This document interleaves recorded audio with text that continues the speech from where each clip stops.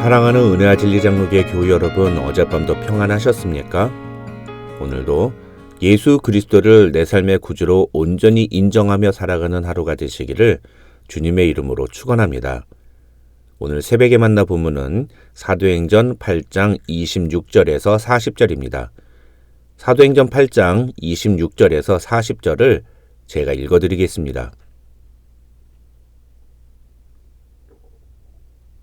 주의 사자가 빌립에게 말하여 이르되 일어나서 남쪽으로 향하여 예루살렘에서 가사로 내려가는 길까지 가라 하니 그 길은 광야라.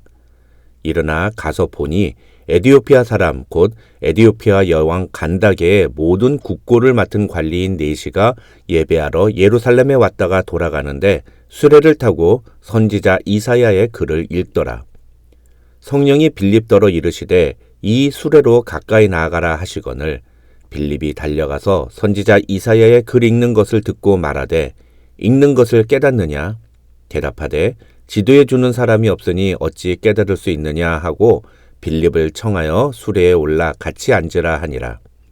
읽는 성경 구절은 이것이니 일러스되 그가 도살자에게로 가는 양과 같이 끌려갔고 털 깎는 자 앞에 있는 어린 양이 조용함과 같이 그의 입을 열지 아니하였도다.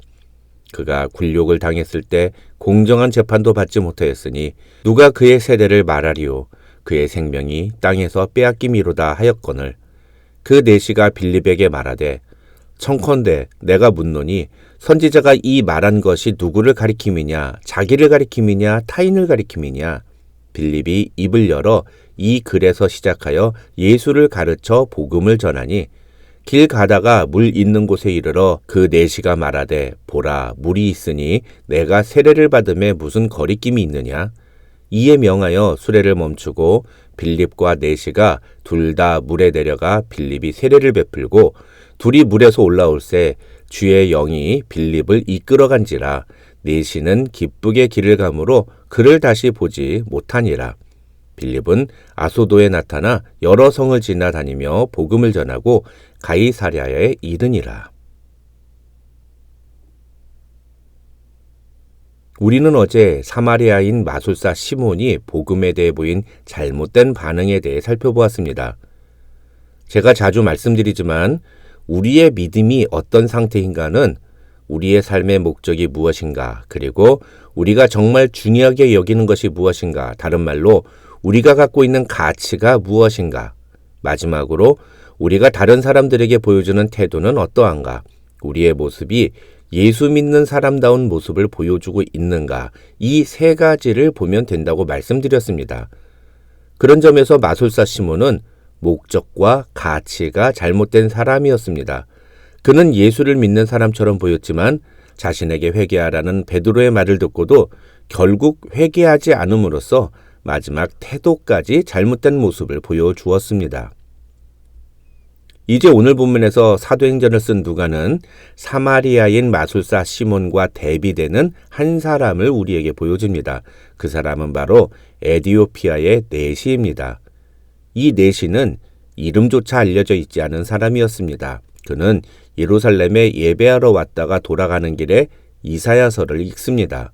32절과 33절에 의하면 그때 네시가 읽고 있었던 성경은 이사야서 53장이었습니다. 네시는 그 내용이 무슨 뜻인지 이해할 수 없었는데 예루살렘 인근 광야길을 지나갈 무렵에 빌립이 나타나서 갑자기 자기에게 읽고 있는 내용이 무슨 뜻인지 이해되십니까? 라고 묻습니다. 솔직히 말하면 네시는 빌립을 상대하지 않아도 됐습니다. 그런데 네시는 오히려 빌립에게 수레에 올라와서 같이 앉으라고 청하고 자신이 읽고 있는 성경의 의미가 무엇인지를 빌립에게 질문합니다. 빌립은 그 사람이 바로 예수임을 가르치면서 복음을 전하고 그렇게 빌립에게 복음을 들은 네시는 빌립에게 세례를 베풀어 달라고 요청합니다. 그래서 네시가 빌립에게 세례를 받은 후에 이 네시와 빌립은 헤어집니다. 이게 오늘 본문의 전부입니다. 그런데 역사학자들에 의하면 이 네시는 에디오피아로 돌아온 후에 주변 사람들에게 복음을 전하고 그래서 에디오피아에 교회를 세웠다고 합니다. 그것이 바로 에디오피아 정교회인데 현재 에디오피아는 국민의 45%가 이 정교회 신자들이고 여기에 개신교와 캐톨릭 신자들까지 합치면 전 국민의 약 65%가 기독교 신자라고 합니다.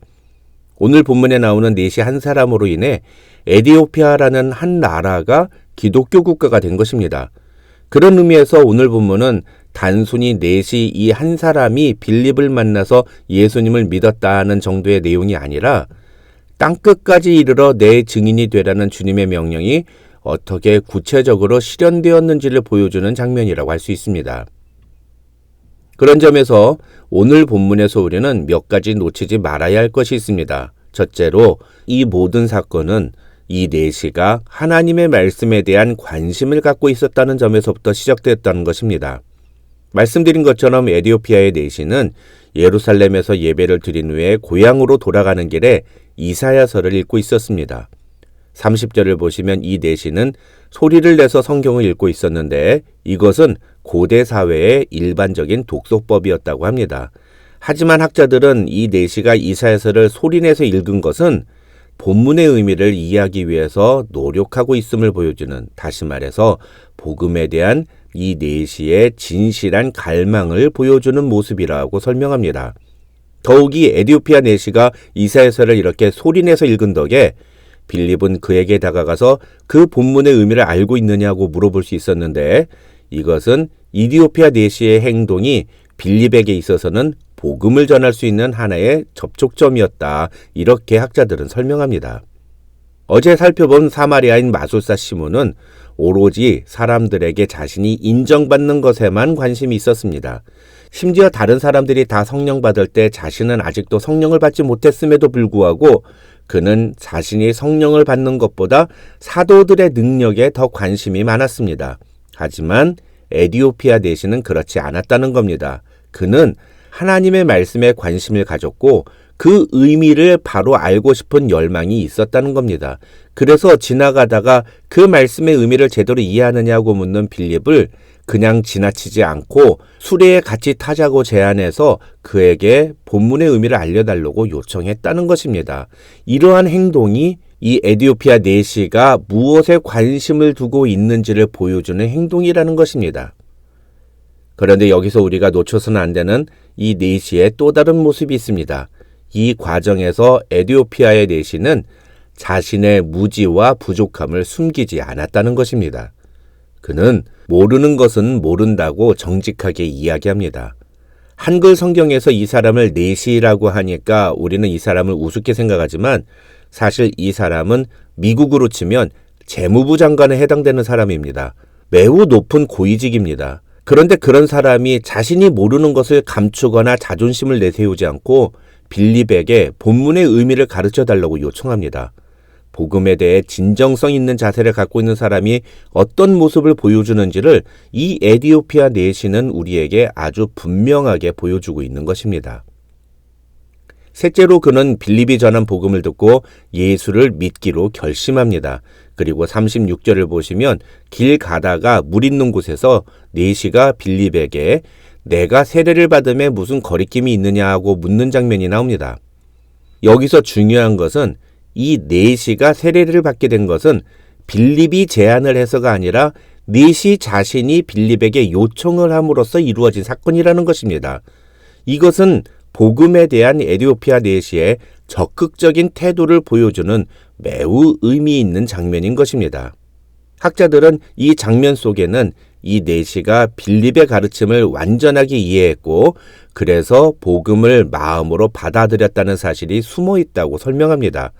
그런데 가만히 보니까 자기가 이렇게 고향으로 돌아가면 자신에게 세례를 베풀어 줄 사람이 없다는 것을 넷이는 알았던 것 같습니다. 그래서 넷이는 가는 도중에 물이 있는 곳에서 빌립에게 자신에게 세례를 베풀어 달라고 요청을 한 것입니다.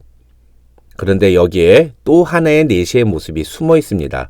넷이는 분명히 복음을 마음으로 받아들였고 그래서 세례를 받고 싶은 적극적인 마음을 가졌습니다. 그래서 자신이 먼저 빌립에게 세례를 받고 싶다는 마음을 표현했습니다. 그런데 36절을 잘 보시면 넷이는 빌립에게 내가 세례를 받음에 무슨 거리낌이 있느냐고 묻습니다. 이 말은 무슨 뜻이냐 하면 내가 세례를 받기 위해서 해결해야 할 문제점이 혹시 있느냐는 것입니다. 자기가 세례를 받고 싶으니 나에게 세례를 베풀어 달라고 강요하는 것이 아니라 정중하고 예의 있는 태도로 빌립에게 세례를 베풀어 달라고 부탁을 하고 있는 것입니다.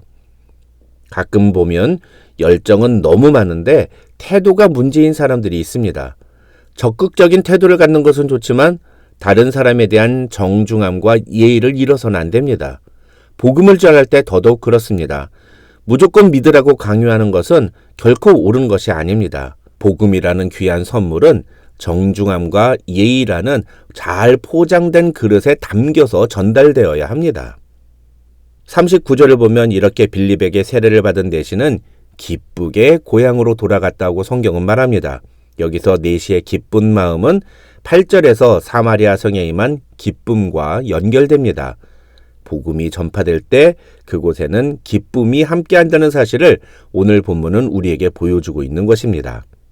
오늘 본문에서 잊지 말아야 할 것이 또 한 가지 있습니다. 그것은 철저하게 성령의 인도하심에 순종하는 빌립의 모습입니다. 26절과 29절 그리고 39절을 보시면 빌립은 주의 사자 또는 성령이 인도하시는 대로 순종하는데 특히 26절을 보시면 주의 사자가 빌립에게 남쪽으로 향하여 예루살렘에서 가사로 내려가는 길까지 가라고 명령합니다. 그런데 그 길은 사람들이 거의 다니지 않는 광야였습니다. 게다가 그곳은 예루살렘과 멀지 않은 곳이었기 때문에 예루살렘 교회를 박해했던 핍박자들을 언제 만날지 모르는 위험이 도사리고 있는 곳이었습니다. 그런 곳에 갔다가 자칫 잘못하면 빌립이 큰 위험에 처해질 수도 있는 상황이었습니다. 그런데 주의 사자는 왜 거길 가야 하는지에 대해서 전혀 설명해 주지 않습니다. 하지만 27절을 보시면 빌립은 일어나 갔다 하고 성경은 말합니다. 이 말은 헬라어로 즉시 일어나 그곳으로 갔다는 뜻입니다. 다시 말해서 빌립은 하나님의 말씀이 자신에게 이해되지 않더라도 즉시 그 말씀대로 순종해서 갔다는 것입니다. 그 결과 그는 광야길에서 에디오피아의 내시를 만났고 그에게 복음을 전할 수 있었던 것입니다. 사랑하는 성도 여러분, 오늘 말씀을 통해 복음에 대한 우리의 자세를 다시 한번 돌아보는 이 아침이 되시기를 주님의 이름으로 축원합니다. 우리는 과연 에디오피아 내시의 모습과 같이 그리고 빌립의 모습과 같이 복음에 대해 바른 태도를 보여주고 있습니까?